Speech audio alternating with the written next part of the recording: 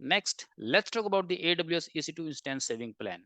With EC2 instance saving plans, customer can commit to a consistent amount of uses for 1 or 3 years term across multiple instance families, sizes, and multiple availability zones. In exchange, customer get a significant discount on the hourly rate for the instances. EC2 instance saving plans provide a customer with flexibility to change the size, family, or the number of instances or the region as their needs change over time.